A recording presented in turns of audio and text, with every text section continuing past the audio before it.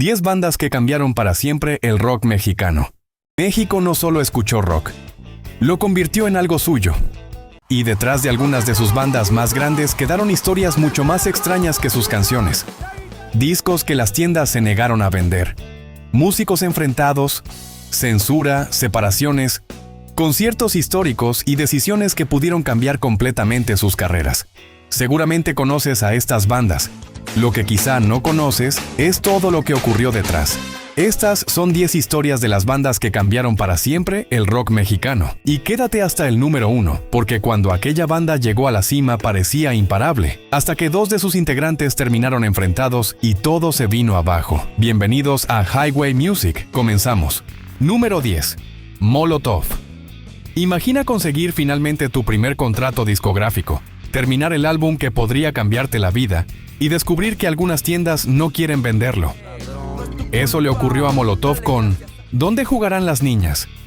La portada y unas letras que atacaban directamente al poder político mexicano convirtieron el debut en una bomba. Cuando establecimientos se negaron a comercializarlo, ocurrió algo casi absurdo. Los propios integrantes terminaron vendiendo copias en la calle. Y la polémica no los destruyó. Hizo exactamente lo contrario. El álbum terminó vendiendo cientos de miles de copias y recibió reconocimiento internacional. Incluso Gimme the Power, pese a su escasa presencia inicial en radio, terminó convertida en uno de sus himnos. Y entonces llega uno de esos gritos que millones de mexicanos reconocen inmediatamente. ¡Viva México, cabrones! Pero Molotov no inventó aquella expresión. La banda hizo algo quizá más poderoso. La insertó dentro de una canción que convirtió el descontento de una generación en un coro. Y si Molotov convirtió la provocación en combustible, hubo otra banda mexicana que hizo de la irreverencia prácticamente una forma de vida. Número 9. Cuca. Antes de que muchas bandas mexicanas se atrevieran a cruzar ciertos límites, Cuca ya había decidido no pedir permiso.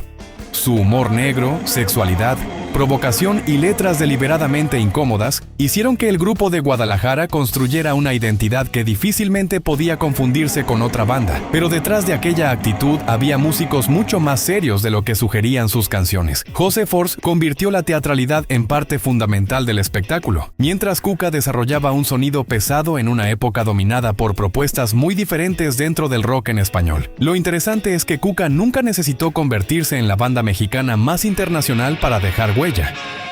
Su verdadero triunfo fue otro.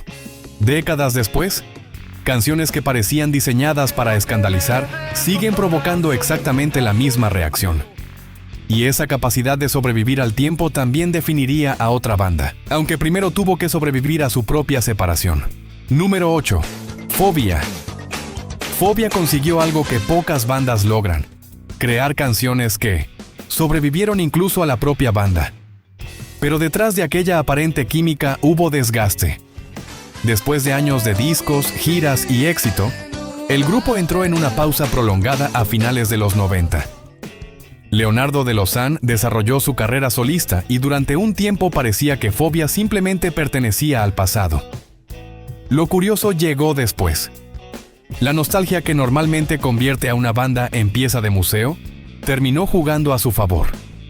Fobia regresó y descubrió que parte del público no solamente seguía allí. Nuevas generaciones conocían canciones grabadas muchos años antes. Y esa será una constante en esta lista. Porque algunas bandas mexicanas no solamente sobrevivieron a su época, terminaron heredando su público a los hijos de quienes originalmente las escuchaban. Número 7. Panteón Rococó. Panteón Rococó comenzó desde un lugar donde pocas bandas imaginan terminar llenando grandes recintos. Su música nació ligada al ska, la protesta y movimientos sociales, pero con los años ocurrió algo extraño. Aquello que parecía destinado al circuito alternativo terminó convocando multitudes. Y nunca abandonaron completamente ese origen. En sus conciertos han aparecido referencias a movimientos sociales y causas políticas incluso cuando ya eran una banda masiva. Esa contradicción explica buena parte de su longevidad.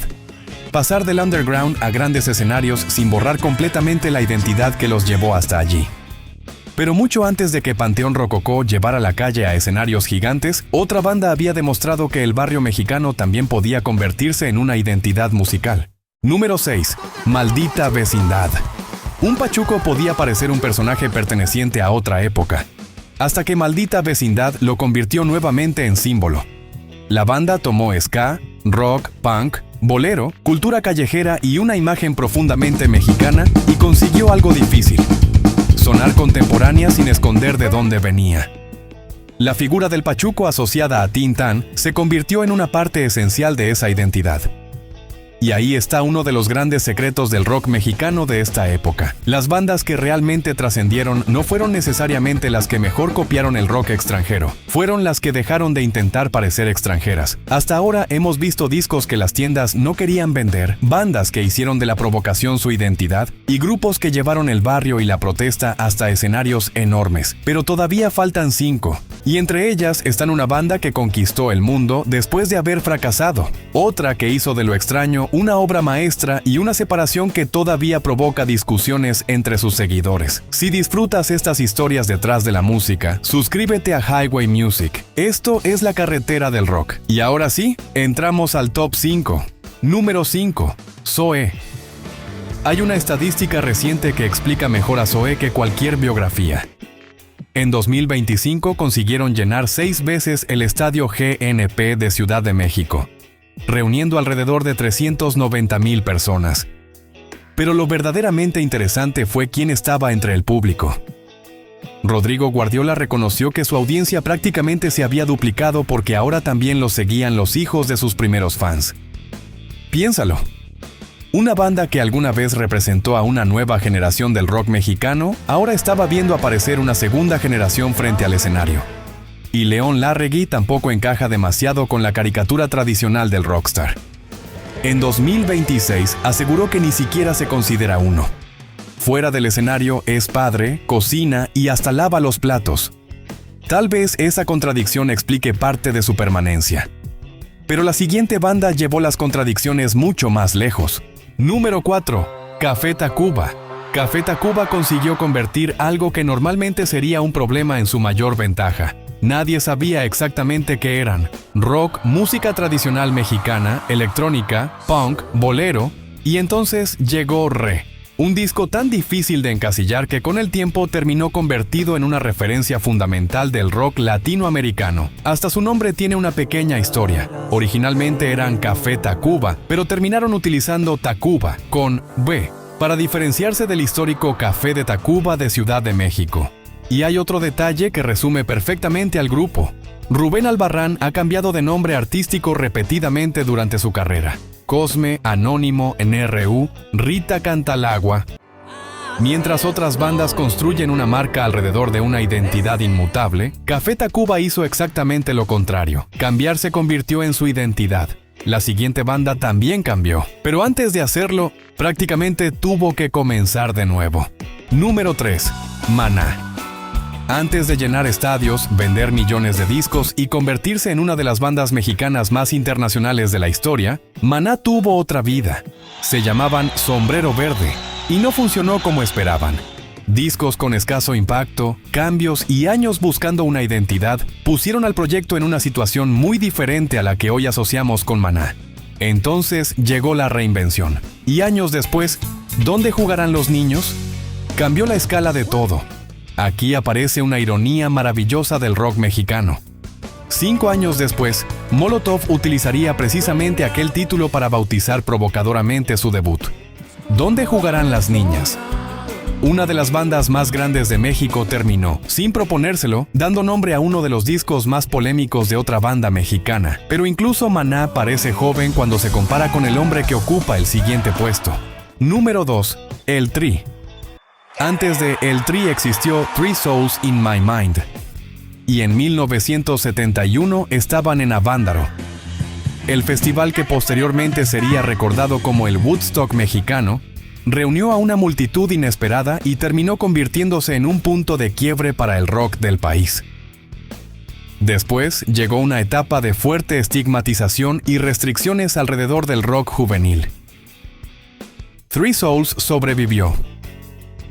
Pero existe un detalle extraordinario. Originalmente cantaban principalmente en inglés, Alex Lora comenzó a escribir cada vez más en español, porque quería que la gente entendiera directamente lo que estaba diciendo. Y en 1984 ocurrió algo todavía mejor. La banda terminó adoptando oficialmente el nombre El Tri, porque así era como sus propios seguidores ya la llamaban. Es difícil encontrar una demostración más clara de una banda apropiada por su público. Pero el número 1 representa otra cara del rock mexicano. Llegar hasta arriba y descubrir que el éxito no garantiza que una banda pueda sobrevivir. Número 1. Caifanes. Caifanes consiguió algo que parecía imposible: hacer que una estética oscura y un sonido inicialmente difícil para la industria terminaran formando parte del mainstream mexicano. Pero su historia más interesante comienza cuando ya habían ganado, porque mientras el público veía una de las bandas más importantes del país, internamente la relación entre Saúl Hernández y Alejandro Markovich se deterioraba. Las diferencias personales y profesionales fueron creciendo hasta hacer insostenible la convivencia. Y entonces ocurrió lo que parecía impensable. En 1995, Caifanes se separó. No por falta de público, no porque México hubiera dejado de escucharlos, sino cuando todavía eran enormes. Después, Saúl Hernández continuó con Jaguares, mientras durante años las versiones sobre aquella ruptura mantuvieron abiertas viejas heridas, y quizá por eso lo ocurrido en 2011 fue tan poderoso. Caifanes volvió a reunirse. Para muchos seguidores no era simplemente el regreso de una banda. Era ver nuevamente juntos a músicos cuya ruptura había parecido definitiva. Y ahí está quizá la verdadera historia detrás de estas 10 bandas. El rock mexicano nunca fue simplemente una versión en español de algo que venía de afuera. Sobrevivió a censura, prejuicios, separaciones, fracasos y cambios generacionales hasta crear una identidad propia. Ahora te toca a ti. ¿Cuál es la banda más grande que ha dado México? ¿Y cuál faltó en esta lista? Déjalo en los comentarios. Suscríbete a Highway Music y sigue recorriendo con nosotros las historias